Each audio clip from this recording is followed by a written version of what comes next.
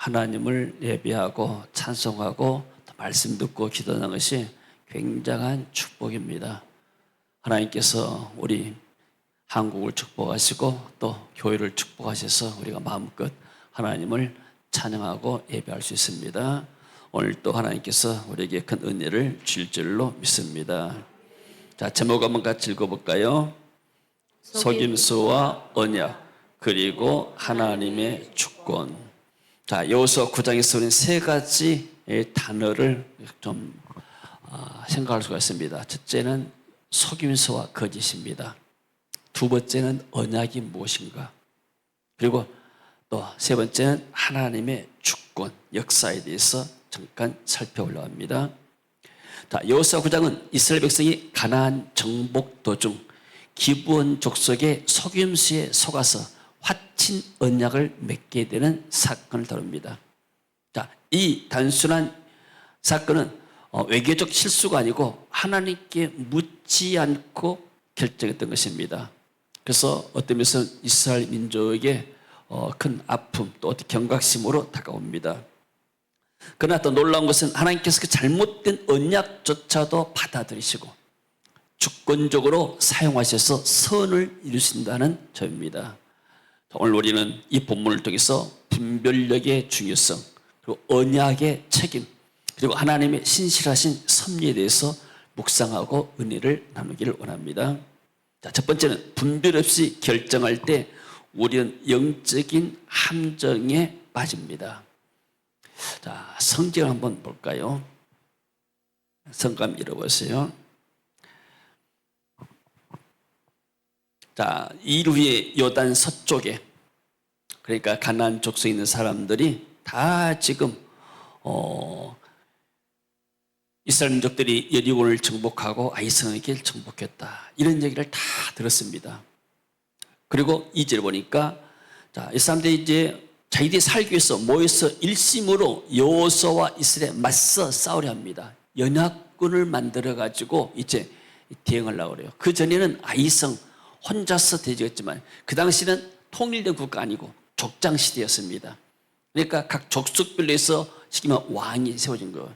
옛날 우리 보게 되면 주문 같은 데 보게 되면 이게 족속들 나온 것처럼. 그래서 그 당시는 여러 가지 가나안 땅에 30명 이상의 왕들이 있었어요. 이 사람들이 이제 지역별로 연합해 가지고 우리가 이대로 당해서 죽을 수는 없다, 우리가 맞서 싸우자, 그러니까 연합군을 형성한 시대입니다. 근데 그 가운데 기브온 사람들이 생각을 달리해요. 야, 우리가 맞서봤자, 연합해서 싸워봤자 우리는 게임이 안 된다, 우리는 다 저렇게 죽는다. 여리고 사람들 한 사람도 남기지 다 죽었지 않느냐, 아이성 사람도 심지어 아이들까지 다 죽었지 않느냐, 우리가 어떻게 살아겠느냐, 우리가 이스라엘과 화친 어떤 언약을 맺어야지. 그래서 기브온 사람들이 회의를 합니다. 장로들 세워가지고 결정해서 우리가 대표를 뽑아가지고 애교 4일단 뽑아가지고 이스라엘 군에 보내자. 그래서 우리가 화친하자. 그러면은 이스라엘 사람들은 우리가 주변에 있는 족속인 줄 알면은 화친 안 할 것이다. 왜냐하면 하나님께 전부 다 진멸을 했기 때문에. 그래서 우리는 참 먼 나라에서 온 것처럼 꾸미자. 그래가지고 꾀를 내서 사신의 모양을 꾸미되 헤어진 전대, 지갑이 다 이렇게 떠져버렸고, 그리고 또 헤어지고 찢어서 기운 가죽 포도주, 옛날에는 이렇게 물이 기었기 때문에 포도주를 가지고 다니면서 음료를 했잖아요.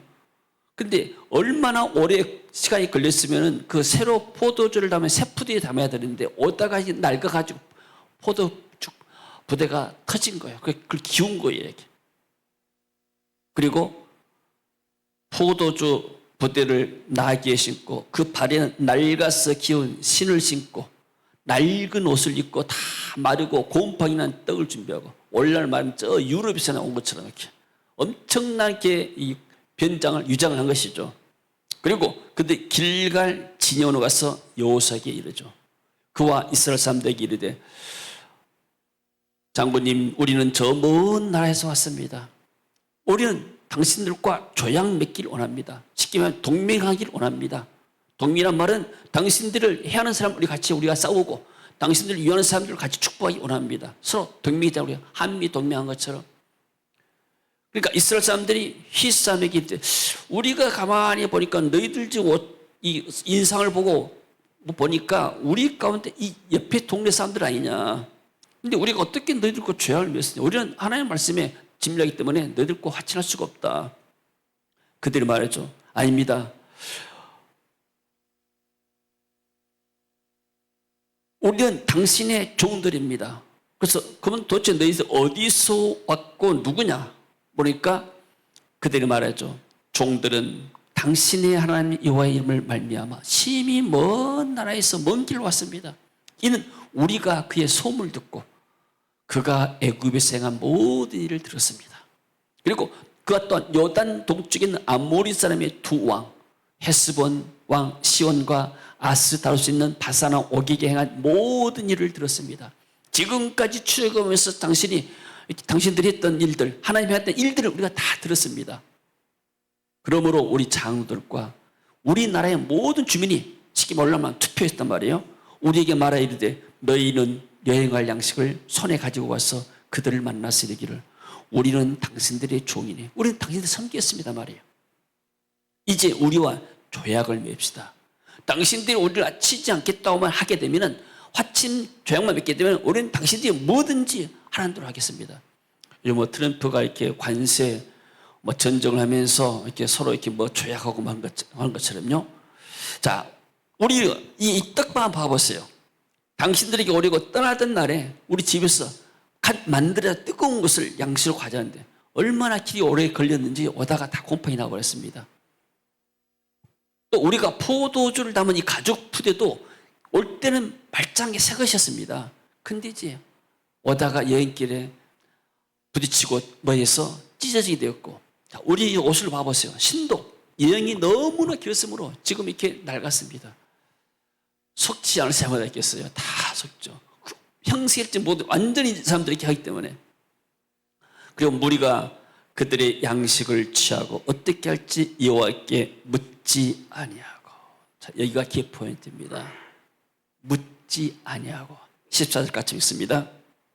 무리가 그들의 양식을 취하고는 어떻게 할지를 여호와께 묻지 아니하고. 자, 여호수아가 어떤 사람입니까?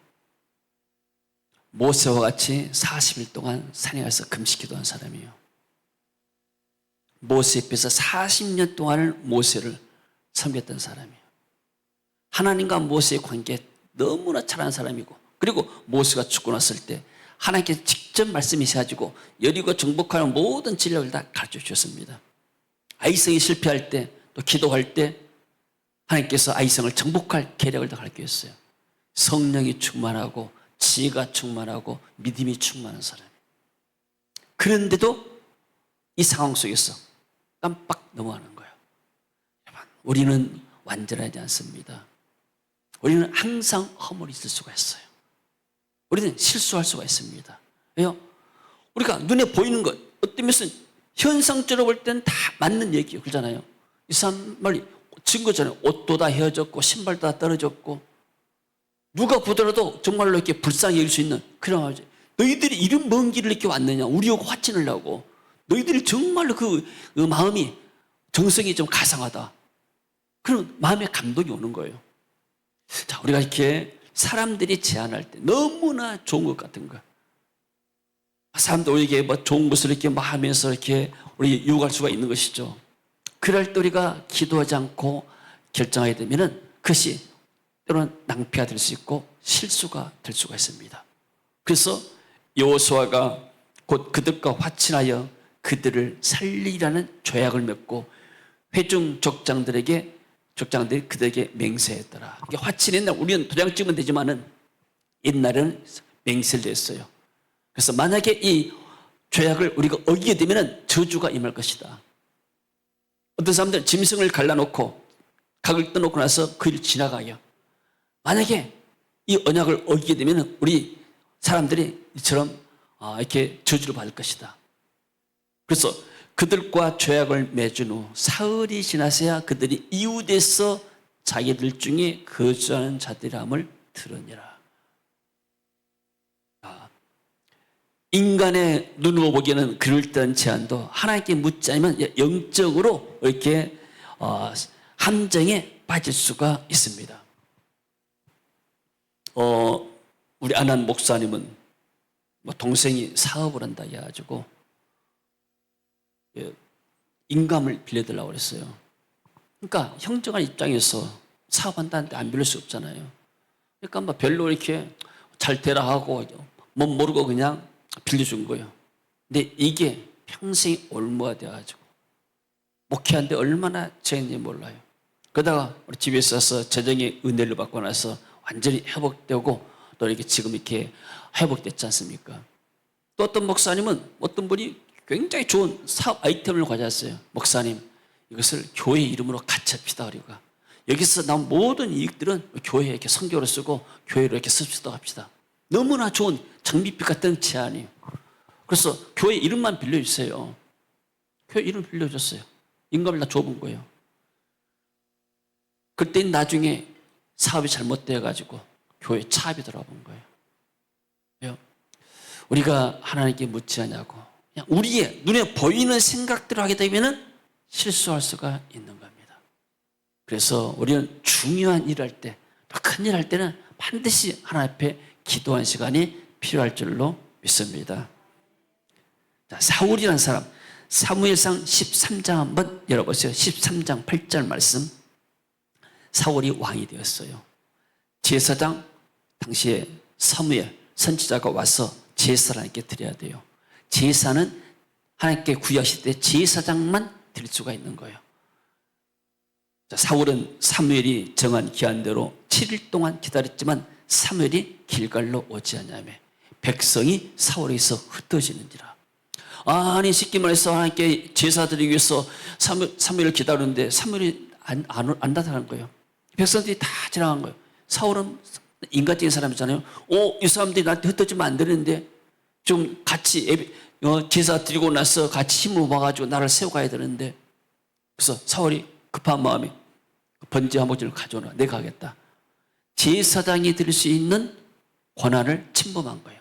왕이라고 제사 드리는 것이 아니에요. 이것은 어떤 중요한 의미냐면 제사장은 예수 그리스도를 상징합니다. 예수 그리스도, 죄가 없는 분만이 우리의 죄를 위해서 십자가에서 피 흘리시고 죽으셔야 돼요. 그게 완전한 구원입니다. 제사장 직분이 변력하게 되면 지금 하나님 언약을 부인한 것이 되고 예수 그리스도의 구속사를 부인한 것이 되어버려요. 엄청난, 그렇지만 사울은 몰라요. 우선 급하니까 백성들을 흩어지지 않기 위해서. 그래서 번제를 마치자 사무엘이 온지라. 사울이 나가서 저 사람이 이제 오십니까? 인사합니다. 사무엘이 묻습니다. 왕이 행하신 것이 무엇이냐? 사울이 이르되 백성은 내게서 흩으시잖아요. 당신들은 정한 날이 지금 오지 않았지 않습니까? 그리고 블레 사람들은 저 미국마스에 모여가지고 우리를 좀 전쟁에 좀 싸우려고 하고 있는데 내가 급해서 그냥 당신 대신 제사를 드렸어요. 이에 내가 이르기를 블레스 사람들이 나를 치러 길갈로 내려오고 있기를 내가 여호와께 은혜를 간구하지 못하였다고 부득히하여 번제를 드렸나이다. 13절 같이 읽어봐요. 사무엘이 사울에게 이르되 왕이 망령되이 행하였도다. 왕이 왕의 하나님 여호와께서 왕에게 내리신 명령을 지키지 아니하였도다. 그리하였더라면 여호와께서 이스라엘 위에 왕의 나라를 영원히 세우셨을 것이거늘. 자, 가봅시다. 아니 제사를 먼저 드렸다고 3일 이렇게까지 말할 수가 있으니까 왕한테 너 망령 들었다, 노망했다 그러잖아요. 정신 나갔다, 치매했다고 하면 치매, 쉽게 말하면 망령의 치매잖아요. 왜 그 정신없는 일을 했나? 이것 때문에 하나님이 당신을 저주할 것이다. 지금은 왕의 나라가 길지 못할 것이라. 14절에 여호와께서 왕에게 명령하신 바를 왕이 지키지 아니하였으므로 여호와께서 그의 마음에 맞는 사람을 구하여 여호와께서 그를 그의 백성의 지도자로 삼으셨느니라. 그래서 사울이 왕이가 그 아들 요나단에게 가고 무인보스에 갔지만은 나중에 결국은 사라집니다. 그 정권이. 사울의 정권이 길지 못하다 그 말이에요. 그 다음에 이제 다윗의 정권이 들어오게 된 것이죠. 참지 못하고 하나님께 묻지 아니하고 자기가 할 일 아니고 직분을 넘어섰을 때 이런 손해가 오게 되고 어려움이 오게 되죠. 그래서 기본 사람들의 실수는 뭐냐면 여호수아와 장로들이 하나님 앞에 묻지 않냐고 결정할 때 그런 어려움이 왔습니다. 자, 묻지 않고 결정할 때는 어떤 면에는 당장에 이익이 오고 그것이 합리적인 것 같지만은 결국에는 그것이 실패가 오고 함정이 될 수가 있어요. 제가 일주일 동안 마음속으로 계속 기도했습니다. 지금 400명이 지원서를 냈는데 좀 어떻게 해야 할까요? 저에게서는 저로 봐서는 상당히 이게 심각한 일이에요. 이게. 이 과제, 이 어떤 면에서는 하나님이 주신 이 기회들을 어떻게 내가 이렇게 돌파해 나갈 것인가? 하나님이 어떤 방법을 내시들지, 어떤 돈이 많은 사람 한 사람 딱 버려버린달지, 아니면 어떤 큰 교회 목사님이 우리 교회 와서 다 될 테니까 당신들이 훈련만 시켜라 이런달지, 이런 사람이 나타날지, 이런 뭔가 좀 사인을 줘야 되잖아요. 그래서 이 문제를 내가 어떻게 풀어갈 것인가? 정말로 이렇게 내 안에는 중심에서 심각하게 기도하면서 한 주간 이렇게 보냈습니다. 대통령 선거했잖아요. 난 대통령 선거보다도 내려와서는 이게 더 중요했어요. 그만큼 내 마음에. 자, 근데 하나님께서 아무런 응답하지 않으셔요. 그리고 나서 딱 한 가지 예화를 내게 주신 거예요. 생각나게. 그 예화가 뭔지 아세요? 제가 단톡방에 올렸는데 한 낚시꾼이 호숫가에서 낚시질을 했어요. 한 손에는 25cm 자가 있어요. 낚시해서 고기가 딱 건져오게 되면 딱 차에다 집어요. 가지고 25cm 자 안에 들어오게 되면 양동이에 담고 큰 것은 버려버려요. 그런 일을 계속하니까 옆에 있는 사람이 물어봤습니다. 아니 왜 낚시를 하면 큰 고기를 버리고 작은 고기는 잡습니까? 예, 우리 집 후라이팬이 지름이 25cm입니다. 그래서 25cm 넘어가게 되면은 후라이팬에 요리를 할 수 없으니까 그냥 버립니다. 그 예화가 생각이 났어요. 그래서 내가 가만히 생각해 보니까 맞다. 우리의 지금 수용 인원은 100명이잖아요. 지난번 80명 했는데 그건 우리가 100명의 수용 인원이라면 우리는 100명만 받겠다 하면 우리 계속해서 이런 수준에서 우리 해 나가고 그것도 하나님의 큰 은혜고 축복이죠. 근데 우리가 생각을 바꾼다면 하나님이 이런 기회를 주셨는데 우리의 후라이팬을 하나 새로 사든지 바꾸든지 아니면 뭔가 좀 변화 있게 되면은 이 사람들도 방법이 있으면은 수용하지 않겠는가 이런 생각이 들었어요. 그래서 제가 이렇게 장로님들이나 또 우리 권사님들이 한번 같이 기도를 했으면 좋겠어요. 우리가 하나님 인도를 받아야 되잖아요. 그냥 내 생각대로 하나님께 묻지 않고 그냥 이건 우리는 안 됩니다. 안 됩니다. 우리는 이렇게만 하겠습니다. 이렇게 할 수도 있고 아니면 또 다른 방법도 있지만은 하나님께서 분명히 어떤 면에서는 400명 거기에 보니까 목사님들만 해서 가는 200명 돼요. 목사님들만. 나머지 한 40명 정도는 교회 리더들 중요한 이제 목사님들 꼭 데리고 와서 훈련시키고 싶은 장로님들이나 교회 핵심 리더들이겠죠. 그래서 이렇게 지금 신청한다는 것은 하나님은 뭔가 우리 집에서 가서 은혜를 받고 나서 그 개인과 교회와 새 현장을 살리기 위한 어떤 계획이 있지 않겠는가 저는 그렇게 보고 있어서 할 수가 있으면 우리가 어떤 방향으로 이것을 해나갈 것인가 한번 같이 기도로서 마음을 모아주시기를 바랍니다. 그래서 우리가 기도하면 하나님께서 우리를 앞길을 인도할 줄로 믿습니다. 자, 그 다음에 하나님 앞에서 언약은 반드시 지켜야 할 신성한 책임입니다. 자, 화친내서 언약을 맺었어요. 자, 같이 한번 다시 성경 한번 봅시다. 다시 여호수아서 9장 15절을 봐보세요.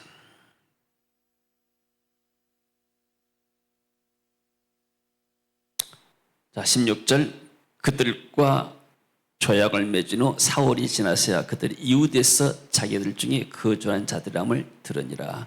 자, 이스라엘 자손이 행군하의 셋째 날에 그들의 여러 성읍들이 일었으니 그들의 성읍들은 기브온, 그비라, 브이롯과 기랏 예아림이라. 18절 같이 읽습니다. 그러나 회중 족장들이 이스라엘의 하나님 여호와로 그들에게 맹세했기 때문에 이스라엘 자손이 그들을 치지 못한지라. 그러므로 회중이 다 족장들을 원망하니.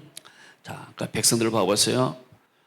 아니 기본 모든 3대 다 쳐서 이기면은 전부 다 그 전리품들이 자기 것이 되는 거예요. 사람들은 다 죽이고 땅도 자기 것이 되고 또 그들이 소유했던 모든 소유물들이 다 자기 것이 돼요.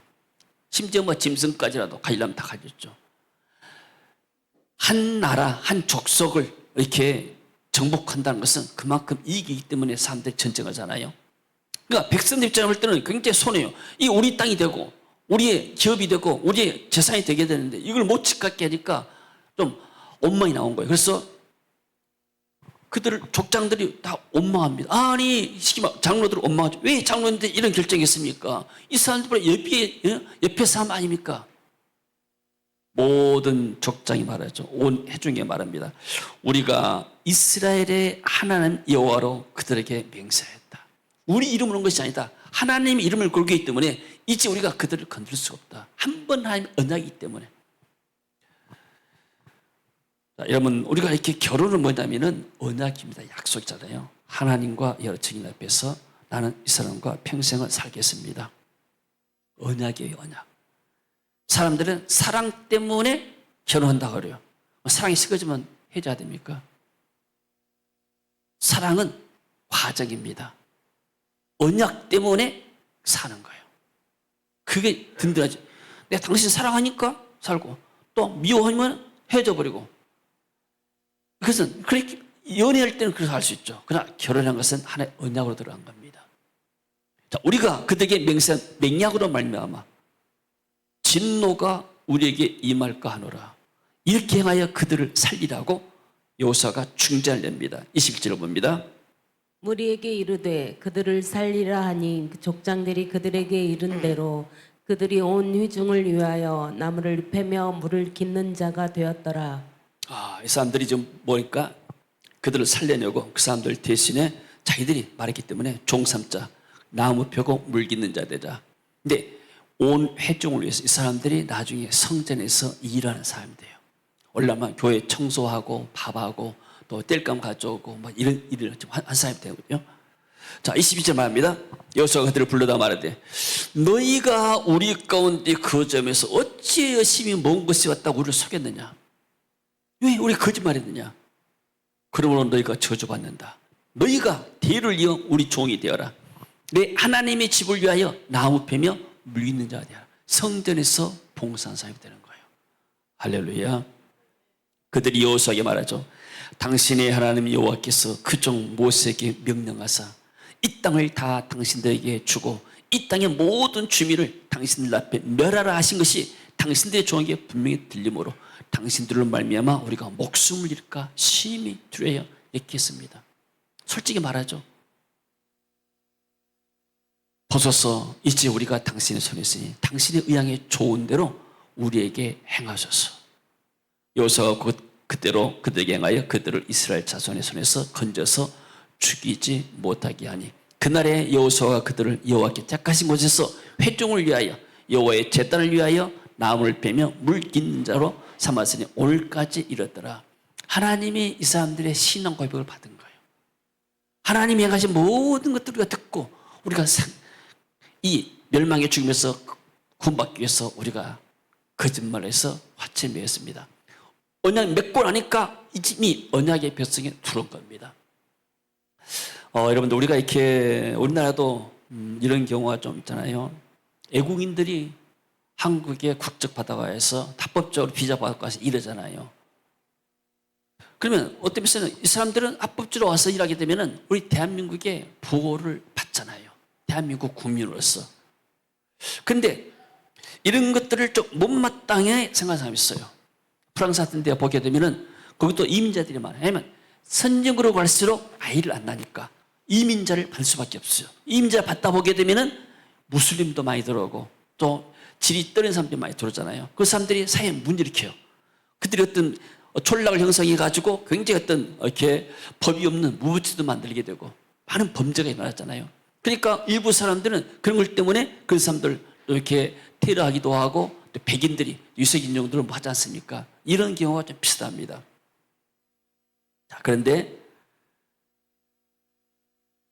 이 언약을 가볍게 여기는 사람이 나타났어요. 그 사람이 사울 왕입니다. 사울 왕인데 한번 성경을 한번 볼까요? 네, 사무엘하 21장 한번 열어보세요. 사무엘하 21장 같이 한번 읽습니다. 다윗의 시대에 해를 거듭하여 3년 기근이 있으므로 다윗이 여호와 앞에 간구하매 여호와께서 이르시되 이는 사울과 피를 흘린 그의 집으로 말미암이니 그가 기브온 사람을 죽였음이니라 하시니라. 다윗이 왕이 됐어요. 근데 3년 동안 기근이 들어요. 기도의 사람이었고 하나님의 사람이었던 다윗이 하나님께 기도하죠. 하나님, 내가 왕이 됐는데 이렇게 경제가 어려워가지고 사람들이 먹고 살 것이 없습니다. 지금 공장마다 다 문을 닫고 상점마다 다 문을 닫고 지금 가게가 안 돼 난리가 아닙니다. 지금 도대체 왜 그럽니까? 그때 하나님께 말씀하시죠. 왜 3년 동안 기근이 든 줄 아냐? 사울과 피 흘린 사울의 집을 통해서 이는 기근이 왔는데 사울이 기브온 사람들을 죽였다. 왜요? 왜 사울이 했을까요? 여러 가지 이유가 있겠죠. 어떤 면에서는 그 기브온 사람들이 사울의 그 지경 안에서 사는지도 몰라요. 그러니까 쉽게 말하면은 오늘날 뭐 이렇게 트럼프가 소수민족들 또 이렇게 뭐 유학생들을 막 추방하고 막 그러잖아요. 어떤 면에서는 지금 메카 뭐 운동해가지고 아메리카를 다시 한번 이렇게 위대하게 만들자 했고 국민들을 위해서 한다 하는데 나중에 소수민족들을 이렇게 핍박하거나 또 박해하고 그런 경우 있잖아요. 사울이 지금 그런 상황이에요. 우리 민족적인 열심, 쉽게 말하면 다른 말로 말하게 되면 어떤 지방에서 어떤 왕이 나타나가지고 우리 지방 사람들만 하고 나온 사람들을 죽이는 거. 그러니까 좀 상상하자면 그러한 경우가 비슷한 거예요. 기브온 사람들을 죽였습니다. 2절 봅니다. 기브온 2절 기브온 사람은 이스라엘 족속이 아니요 그들은 아모리 사람 중에서 남은 자라. 이스라엘 족속들이 전에 그들에게 맹세했거늘 사울이 이스라엘과 유다 족속을 위하여 열심히 있으므로 왜요? 자기 민족을 위해서 열심히 있단 말이에요. 트럼프가 그거 같아요. 지금 그들을 죽이고자 했더라. 이에 왕이 기브온 사람들 불러 그들에게 물으니라. 그래서 다윗이 그들에게 묻되 내가 너희를 위하여 어떻게 해야 우리가 너에게 속죄하겠느냐. 쉽게 말하면 양민을 학살했단 말이에요. 기브온 사람들을 학살한 거예요. 뭐 강주 학살 때처럼. 강주 사람들을 불러다가 도대체 어떻게 하면 좋겠냐 이렇게 말하죠. 너희가 여호와의 기업을 위하여 복을 빌게 너희들이 우리 민족을 축복하겠느냐. 너희들이 화가 풀어져야지. 기브온 사람이 말하죠. 사울과 그의 집과 우리 사이의 문제는 엉김에 있지 않습니다. 우리에게 보상 준다고 그게 문제가 해결된 게 아니에요. 5.18 뭐 보상 문제다 해결된 게 아니에요. 나도 5.18 때가 싸웠어요. 가서 총 들고 도착했었는데 나는 보상 하지 않았어요. 나는. 왜요? 나는 그럴 자격도 없고 그거 받으면 뭐 하겠어요. 내가 거기에 동참해서 나라의 민주화를 위해서 한번 싸웠다는 거 거기에 의미를 둔 것이지. 사람을 죽이는 문제도 우리에게 있지 않습니다. 우리는 사람도 죽일 수 없습니다. 내가. 왕이 이르되 너희가 말하는 데가 있다. 어디로 오게요? 그들이 왕께 말하되 우리를 학살하였고 또 우리를 멸하려 이스라엘 영토에 몸을 못하게 하라고 모의한 사람들 쫓아내버린 거죠. 쉽게 말하면 이 기본 사람들 완전히 쉽게 박멸해버린 거죠. 자손 7사람을 우리에게 내어주소서. 칠량사도 완전수죠. 여호와께서 택하신 사울의 고을 기브아에서 우리가 그들을 위하여 옆에 목매어 달겠나이다 하니 왕이 이르되 내가 주라고. 그리고 다윗이 사울은 이미 죽었기 때문에 그 자손들 가운데서 7명을 잡아다가 목매달아 죽게 만들어요. 그러고 나니까 기본 사람들이 화가 풀어지고 하나님이 그것에 비를 주시는 거예요. 하나님이 언약에 대해서 얼마나 열심입니까? 예수 그리스도를 통한 구속의 역사, 하나님이 이게 굉장한 이게 관심을 갖고 여기에 열심을 갖고 계신 거예요. 그런데 이것을 무시해버리니까 결국은 사울이 민족주의에서 언약이고 뭐 필요 없다. 너희들이 언제부터 와서 우리 이렇게 짐이 되고 뭐 했느냐. 너희들 나가라. 오히려 어떤 면에서는 민족을 위해서는 좀 굉장히 좋은 거였죠. 근데 하나님이 이 사람을 그 죄를 자손들에게 물었어요. 그리고 여호수아 10장에서는 기브온이 이제 우리가 다음에 이제 10장을 보게 되면 기브온이 아모리 사람 연합군에게 공격합니다. 만약에 기브온이 이제 이스라엘과 화친했다는 이야기가 들어왔어요. 주변의 사람들이 모여서 이 배신자 민족들. 그래가지고 그 연합군들이 기브온을 이제 치는 거예요. 기브온 사람들. 그러니까 기브온 족속은 한 족속이고 다른 연합군들은 많잖아요. 숫자가 안 되는 거예요. 그때 이 기브온 사람들이 여호수아에 달려갑니다. 우리가 죽게 되었습니다. 당신들과 화친했다고 이 사람들을 죽이려고 하네요. 시기만 족복 같으면은 탈퇴했다고 죽이려는 거예요. 이렇게 말하면. 그때 여호수아가 가서 싸우죠. 너무나 급하니까 사람 죽여야 되는데 시간이 없으니까 태양아 너도 머물고 달아 너도 기분에 그대로 머물러라 했잖아요. 아이라는 골짜기에 머물고 기분 달아 너도 그리할지라니까 태양이 멈춰버린 사건이 이 사건이에요. 그래서 우리가 신앙생활에서 뭐가 중요한가? 언약이 중요합니다. 예수 그리스도를 통한 언약. 그 언약 때문에 우리가 구원받고 하나님의 자녀가 된 줄로 믿습니다. 내 행위가 아니고 기쁜 사람들이 올바른 행위가 아니고 그들이 거짓 할지라도 언약으로 들어왔어요. 우리가 실패했다 할지라도 우리는 하나님 언약으로 들어온 거예요. 우리는 언약의 백성이에요. 할렐루야.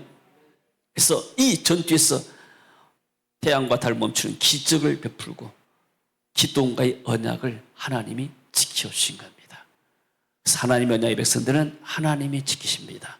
우리가 때로는 실수하고 부정은 있지만은 그러나 우리 하나님 은혜를 보는 근거가 우리의 선함 때문에 공로 때문이 아니고 하나님 언약 때문에 우리를 지켜준 줄로 믿습니다.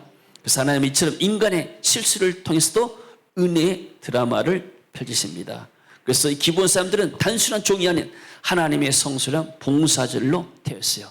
나중에 예루살렘 성벽 재건에 동참했다는 기록이 있고 이 사람들이 성전문을 지키는 자로 섬기는 모습도 있어요. 그러니까 이 사람 종으로 살지만은 이스라엘 민족에게 또 성전의 귀중한 역할들을 감당하던 사람이죠. 하나님은 실패 자리를 섬김의 자리로 실수의 결과를 회복의 기회로 바꾸시는 주권자이십니다. 할렐루야. 우리 8번 한번 같이 읽어볼까요? 꼭 우리가 잘못된 결정이나 실수로 인해 무거운 책임을 지고 있다면 그것을 부끄러워 숨기기보다 하나님께 내어 맡기라. 그 실수조차 하나님은 새로운 사명의 문으로 바꾸실 수 있다.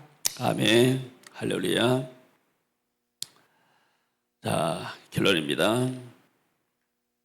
자, 기본 사건은 인간의 실수, 하나님 언약, 그리고 하나님의 주권 세 요소가 얽힌 복합적인 본문입니다.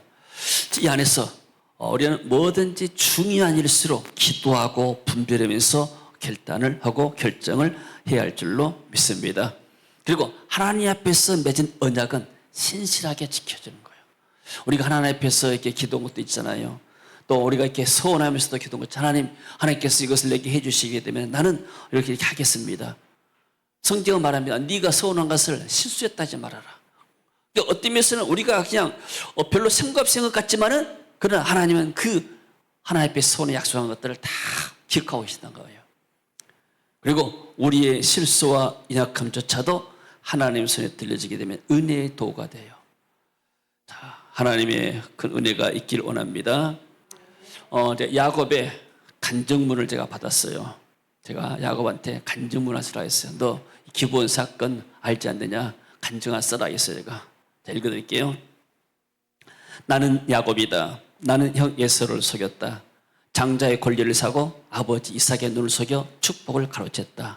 어머니 리브가의 꾀를 따라 염소 가죽을 팔에 붙이고 형의 옷을 입고 형처럼 말하고 형처럼 행동했다. 그리고 아버지의 떨리는 손 아래서 나는 형의 축복을 받았다. 그 순간 나는 승자인 줄 알았다. 그러나 곧 도망자가 되었다. 형 예서를 피해 하라노 달아 나던 그 길 위에서 나는 베개 하나 없이 돌을 베고 누워야 했다. 그 밤에 하나님이 내게 나타나셨다. 그분은 말씀하셨다. 나는 내 조부 아브라함의 하나님이요 내 아버지 이삭의 하나님이라. 내가 너와 함께 하여 내가 어디로 가든지 너를 지키며 다시 이 땅으로 돌아오게 하리라.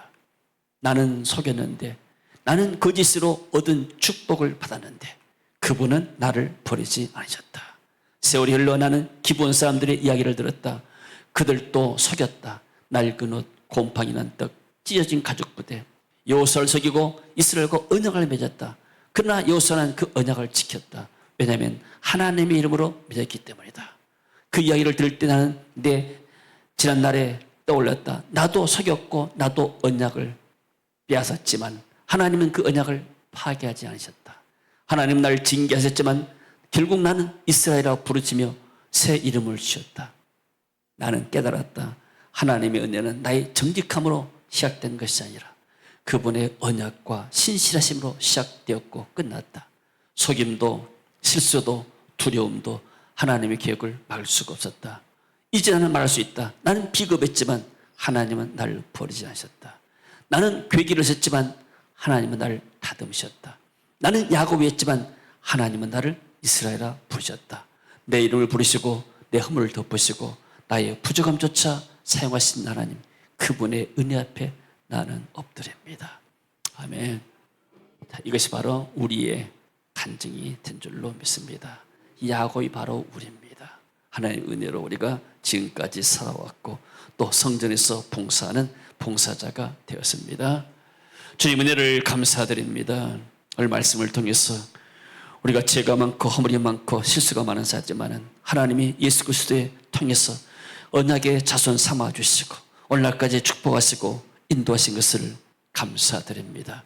이제 우리가 그분 안에 살게 하시고 그분을 위해 살게 하시고 또 주님이 하나님 나라를 위해서 살 수 있는 믿음과 은혜를 다하여 주옵소서. 성전에서 나무 비며 물긴 자 같은 것처럼 우리가 하나님의 죄 몸된 교회에서 주님을 섬기며 하나님 나라를 위해서 하나님의 일꾼들로서 우리가 섬기는 일을 다하길 원합니다. 성령님 함께 하시고 역사하시고 기름 부어 주옵소서. 또 세계민기를 축복하시고 지배를 축복하시사 여기서 수가 모은 종들을 하나님 나라의 큰 기업이 있도록 주여 역사하여 주시옵소서. 예수님 이름으로 기도합니다. 아멘.